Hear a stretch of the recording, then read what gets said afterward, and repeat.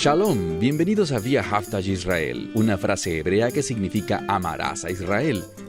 Esperamos que se queden con nosotros durante los próximos 30 minutos, ya que nuestro maestro, el Dr. Baruch, nos compartirá una enseñanza expositiva de la Biblia. El Dr. Baruch es profesor titular del Instituto Zera Abraham con sede en Israel. Aunque todos los cursos del instituto se imparten en hebreo, el Dr. Baruch se complace en compartir este video semanal en inglés con doblaje al español. Para más información, por favor, visítenos en amarazaisrael.org. Aquí está Baruch y la lección de hoy.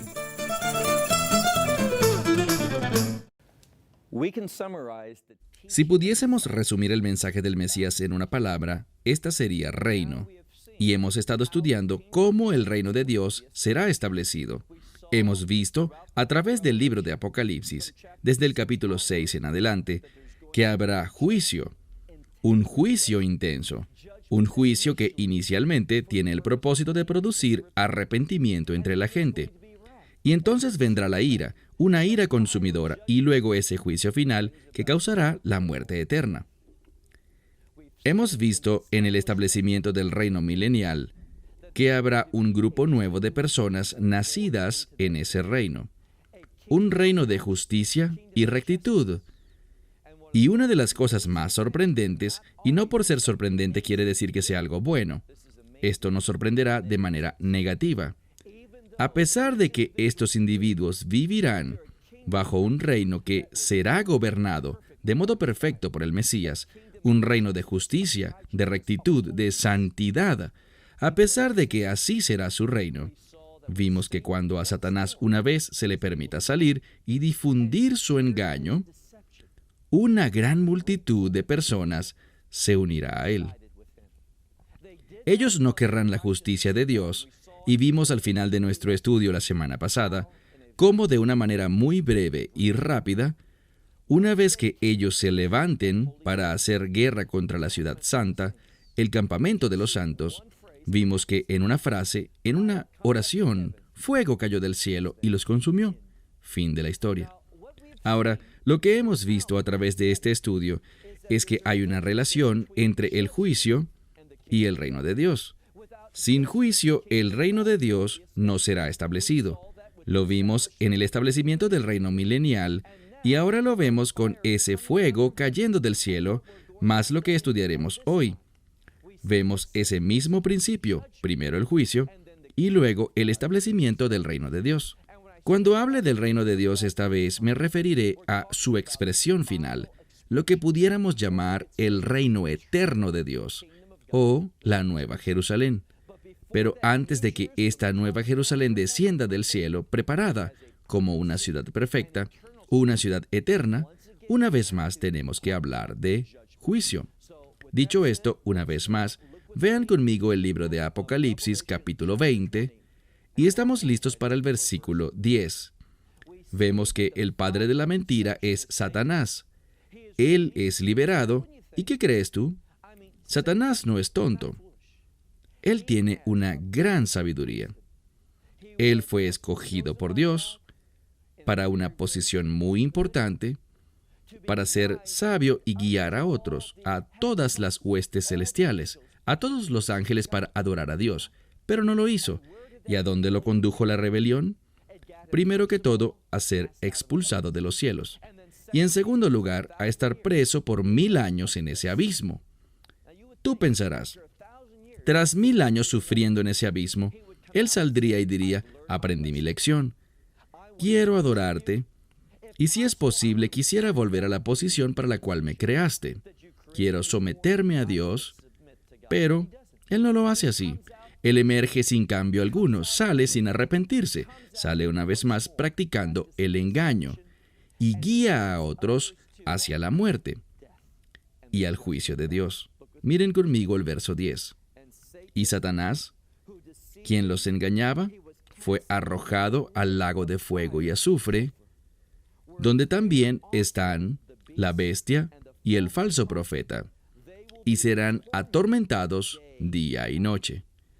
Ahora, yo no conozco ninguna forma para interpretar esto distinta a lo que dice la palabra de Dios.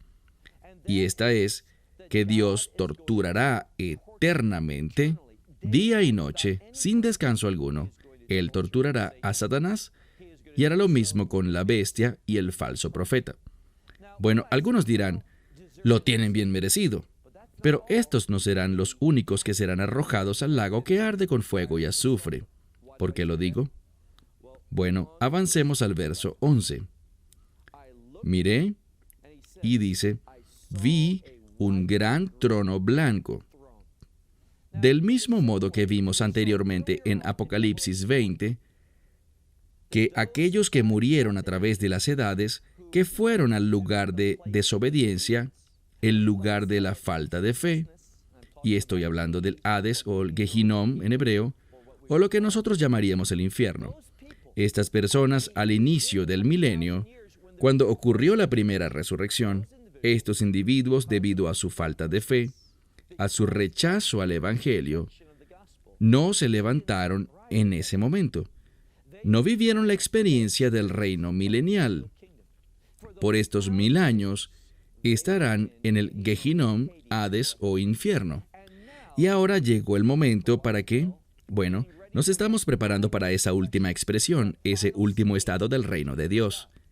¿Y qué aprendimos que debe ocurrir antes de que el reino de Dios sea establecido? El juicio. Y por eso es que estamos en el juicio del gran trono blanco. Este es para todas las personas que no tuvieron parte en la primera resurrección y todos los que están en el cuarto grupo, que salieron, aquellos que salieron de ese cuarto grupo y cayeron en el engaño del diablo y quisieron luchar contra el campamento de los santos. Leemos aquí. Y miré el juicio de un gran trono blanco y aquel que se sentaba en él, delante de quien huyeron los cielos y la tierra, y no se halló lugar para ellos. Estamos viendo una nueva realidad. Ya no existirá más un lugar para el cielo y la tierra. Entonces, ¿dónde estarán estas personas que no tengan parte alguna en el reino de Dios? De eso hablamos ahora. Miren por favor el verso 12. Y miré a los muertos, tanto pequeños como grandes, de pie ante Dios. Entonces estamos ante el juicio de este gran trono blanco y de aquel que se sienta en él, y los muertos de pie delante de Dios. Noten esto, ningún creyente será parte de este juicio del gran trono blanco. Solo aquellos que a través de todas las dispensaciones, de todas las épocas de la historia, no se sometieron a Dios, no recibieron el Evangelio, no tomaron parte del reino milenial. Entonces leemos en el verso 22, vi a los muertos, tanto grandes como pequeños, de pie delante del trono, y ¿qué pasó? Libros fueron abiertos, y otro libro fue abierto, el cual es el libro de la vida. Recordemos, existe una relación estrecha entre la vida y el reino. Hay también una relación estrecha entre el Mesías. ¿Qué representa el Mesías? Bíblicamente hablando, una de las mejores formas como podemos pensar en el Mesías con respecto a su primera venida es redención. Él es el Redentor, y el resultado de la redención es vida. Cuando rechazamos la redención, morimos. Vemos esto desde la antigüedad, en Éxodo. Los israelitas que rechazaron la Pascua, no cumplieron la ceremonia del Cordero, murieron. Murieron en esclavitud. Murieron en la consecuencia de su pecado. Nada ha cambiado. Entonces, los libros son abiertos, y lo que encontraremos en estos primeros libros es que cada pensamiento, cada palabra, cada acción están registrados allí. Verán, Dios es un juez justo. Él juzgará a todos, y la Escritura lo dice enfáticamente, Él juzgará a cada persona de acuerdo a sus obras. Si tus obras son perfectas, entrarás en el reino de Dios. ¿Quién tiene obras perfectas? La Biblia dice, nadie es justo, ni siquiera uno. Y por supuesto la única excepción a eso es Yeshua, el Hijo de Dios. Pero nadie más es sin pecado. Todos los demás están manchados. Todos hemos nacido en pecado y sin esperanza. Entonces encontramos en este pasaje de la Escritura, verso 12, libros fueron abiertos y otro libro, el libro de la vida. Leemos ahora en la mitad del verso 12. Y los muertos fueron juzgados, y es significativo que se les denomina aquí muertos. Los muertos fueron juzgados de acuerdo a lo que estaba escrito en los libros, de acuerdo a algo, y esta es la clave que nos dice que lo que está escrito en esos libros son sus obras. Una vez más, y los muertos fueron juzgados de acuerdo a lo que está escrito en los libros, de acuerdo a sus obras. Verso 13. Y el mar entregó los muertos que estaban en él, y la muerte y el Seol entregaron sus muertos, y todo hombre fue juzgado de acuerdo a sus obras. Y la muerte y el Seol fueron arrojados al lago de fuego. Esta es la muerte segunda. Dos cosas quiero que vean en este pasaje. Primero, hablamos de una segunda muerte. ¿Cuál es esta segunda muerte? Bueno, la primera muerte es una muerte física. La Biblia dice que está establecido para todo hombre que muera una vez, y después de esto el juicio. Y de eso es lo que hablamos aquí. Hablamos de una muerte física, que es la primera, y el juicio constituye la segunda muerte. Y de eso es lo que habla este pasaje. Entonces la segunda muerte es una muerte eterna. Es una por la cual se recibe lo mismo que la bestia, el falso profeta, y Satanás recibirán. Ser lanzados al lago de fuego por siempre y siempre. Esta es la segunda muerte. Ahora, ¿por qué otro libro es abierto? Recuerden, libros fueron abiertos y estos libros tenían todas las obras que cada persona hizo en su vida. Cada palabra, cada pensamiento, absolutamente toda la sumatoria de su vida. Pero, ¿por qué está este otro libro llamado el libro de la vida?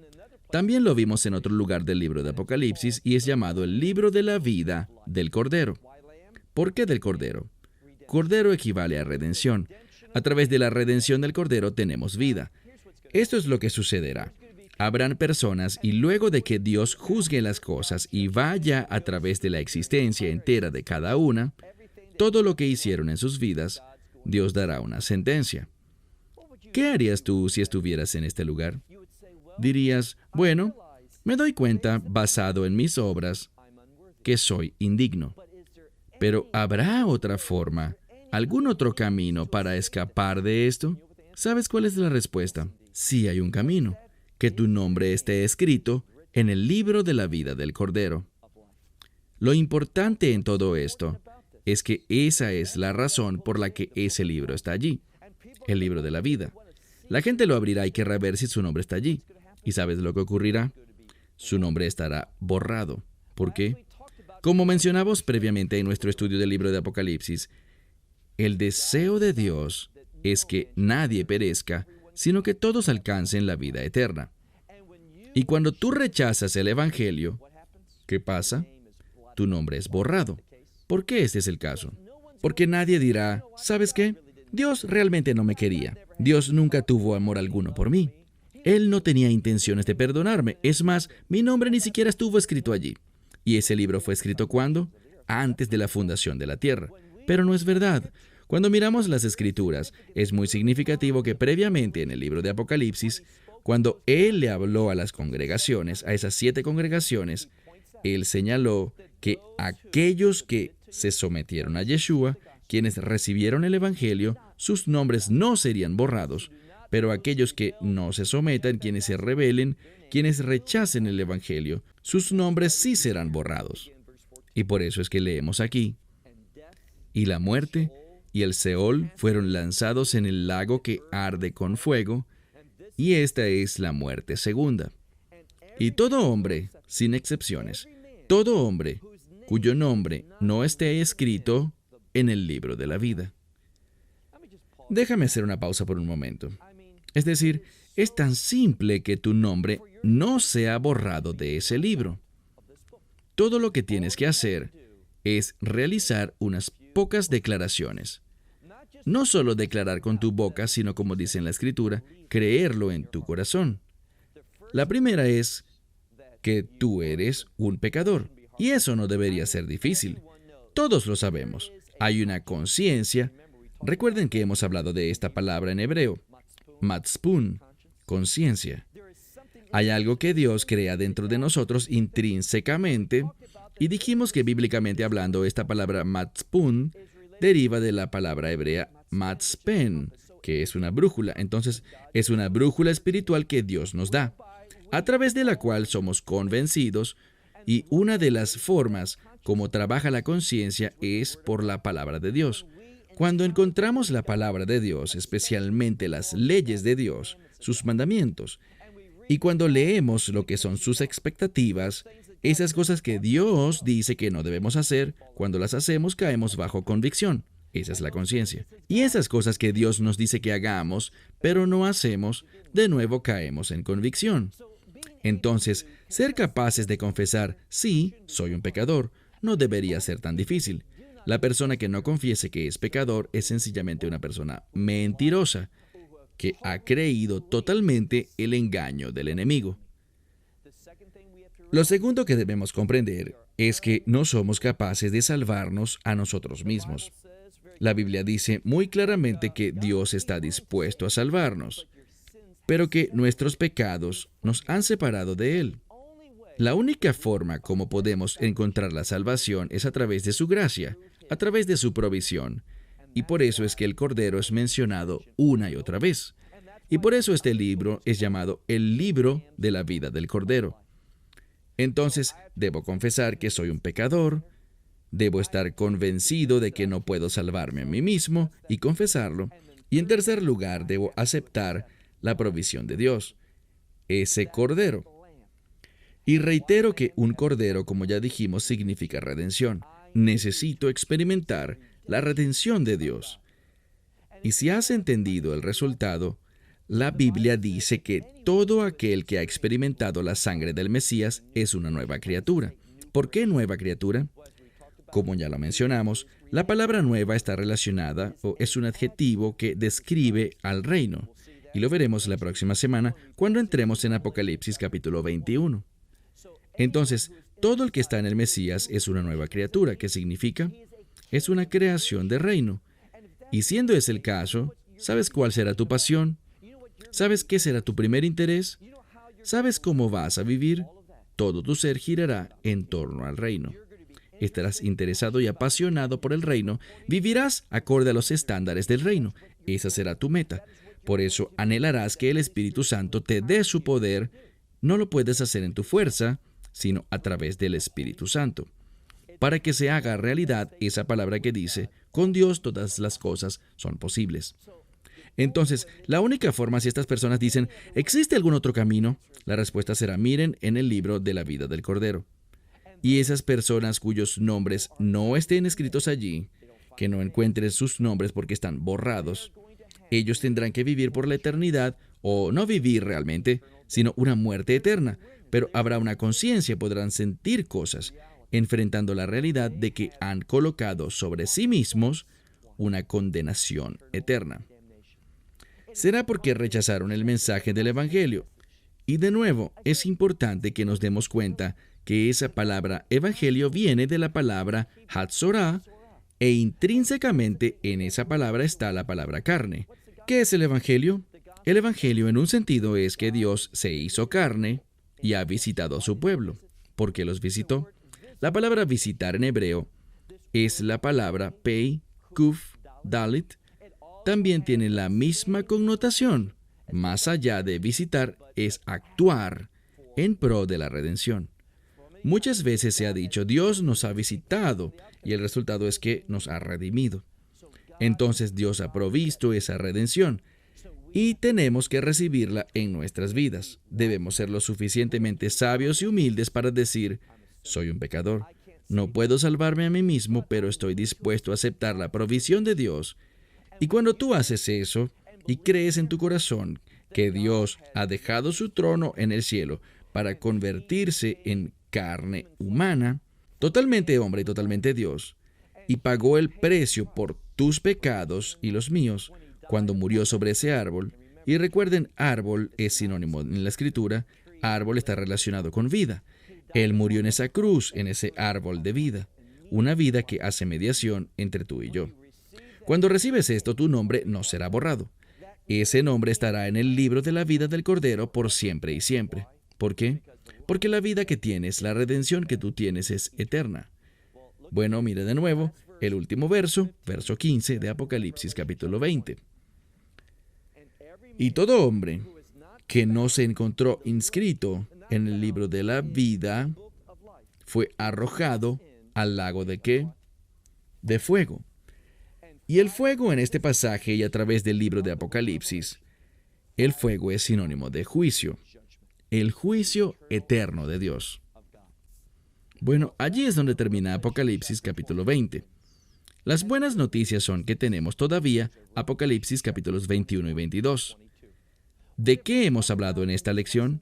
Hemos hablado del juicio de Dios. ¿Y qué aprendemos una y otra vez?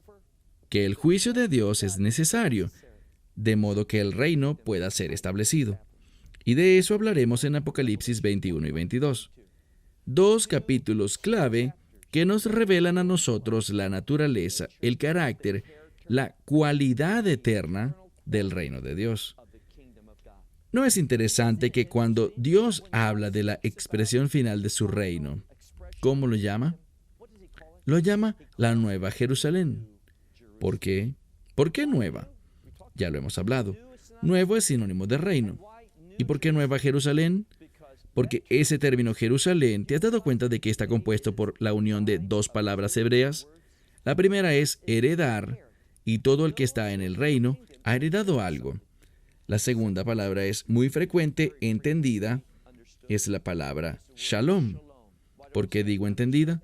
Todos saben que tiene que ver con paz, pero un entendimiento bíblico de la paz. No es simplemente la ausencia de violencia, aunque no habrá ningún tipo de violencia en la Nueva Jerusalén, sino que este término shalom, como en Jerusalén, heredar la paz, bíblicamente hablando, es el cumplimiento de la voluntad de Dios y los propósitos de Dios. ¿Sabes qué descubrimos de los propósitos de Dios y su voluntad? Volvemos al inicio a Génesis capítulo 12. La voluntad de Dios y sus propósitos son uno: traer la redención. De eso le habló a Abraham. Un pacto eterno de redención con el fin de que la gente pueda ser bendecida. Hay una conexión entre el reino de Dios y nosotros heredando las bendiciones de Dios. Lo último de lo que les quiero hablar hoy es de este aspecto único de la bendición. El término bendición tiene que ver con alar hacia abajo, cuando vivimos de una manera obediente, cuando nos sometemos a las verdades de Dios. ¿Por qué les digo esto? Porque en la Escritura, en el libro de Deuteronomio, a Moisés se le indica que le hable a los hijos de Israel. Y él dice: he puesto delante de ustedes hoy la vida y la muerte, la bendición y la maldición. La vida y la bendición es un aspecto, y el otro es muerte y maldición. La muerte y la maldición tienen que ver con el juicio eterno. Tiene que ver con ese lago que arde con fuego. Pero vida, la vida eterna, la bendición eterna, tienen que ver con el reino de Dios. Y es muy importante que Dios revela su reino con una nueva Jerusalén. No es la nueva Meca o la nueva Medina, no es la nueva Roma, sino Jerusalén. Y es para recordarnos cuán importante esa tierra es. Cuando lleguemos a la Nueva Jerusalén, no hablaremos como lo hicimos cuando hablamos del reino milenial. El reino milenial es, de hecho, la Jerusalén de nuestro tiempo. Esa misma locación experimentará un cambio. Recuerden cómo lo llamamos Sión. ¿Y qué es Sión? Viene de una palabra hebrea que habla de la excelencia de Dios. Entonces la excelencia de Dios estará en Jerusalén, y por esto será transformada de lo que es hoy en el lugar de la excelencia de Dios. Este será el reino milenial. Pero cuando hablamos de la Nueva Jerusalén, hablamos de una nueva realidad desde todo punto de vista. No será un recordatorio de nada de lo que hayamos experimentado antes. ¿Por qué? Porque cuando abrimos este libro, veremos, cuando hable sobre la Nueva Jerusalén, recuerden esa palabra nueva. Todas las cosas son nuevas. Todas las cosas serán muy diferentes de lo que hemos imaginado. ¿Y cómo lucirá? Bueno, déjame cerrar con esto. Compartí con ustedes antes que hay una conexión cercana, cuando estudiamos Apocalipsis 21 y 22, una conexión cercana entre la Nueva Jerusalén, ese estado final del reino, ese reino eterno, y el jardín del Edén. Y lo que quiero compartir con ustedes es esto. Cuando miramos proféticamente, especialmente en el libro de Ezequiel, y hay referencias al jardín del Edén, ¿saben cómo es llamado? No se le llama el jardín del Edén, se le llama el jardín de Dios. ¿Por qué? Porque lo que va a caracterizar a la Nueva Jerusalén es la presencia absoluta de Dios. Lo que será dicho una y otra vez al estudiar la Nueva Jerusalén es que la habitación, el tabernáculo de Dios, habita con nosotros. De eso es que se trata la Nueva Jerusalén, Dios viniendo para habitar con nosotros por siempre y para siempre. En el jardín del Edén, Él vino y se fue. Pero en la Nueva Jerusalén, este jardín de Dios, Él estará con nosotros por siempre y siempre. ¿Quién es este? Este bendecido Dios, que demostrará su perfecto amor por nosotros, no solo por una temporada, sino por siempre y siempre y siempre. Y todas estas cosas que trajeron pena y lágrimas y luto y muerte, todas estas cosas quedarán en el pasado. Ninguna de ellas tendrá cabida alguna en la Nueva Jerusalén. Si eres sabio, estarás emocionado. Estarás emocionado por empezar a vivir de acuerdo a la verdad del reino, incluso hoy. Y ese realmente es el propósito del libro de Apocalipsis, porque eso es lo que es un sirviente. Y si buscas desde el inicio en Apocalipsis 1, este libro está dirigido a los siervos de Dios. Bueno, se terminó el tiempo. Hasta la próxima semana cuando estudiaremos la Nueva Jerusalén. Esperamos que te hayas beneficiado del mensaje de hoy y lo compartas con otros. Por favor, haz planes para unirte a nosotros cada semana en este momento y en este canal para otra transmisión de amarazaisrael.org. Nuevamente, para obtener más información sobre nosotros, visita nuestra web amarazaisrael.org, donde encontrarás muchas otras conferencias de Baruch en formato de video. Hasta la próxima semana. Que el Señor te bendiga en Yeshua HaMashiach, Jesús el Mesías, mientras caminas con Él. Shalom desde Israel.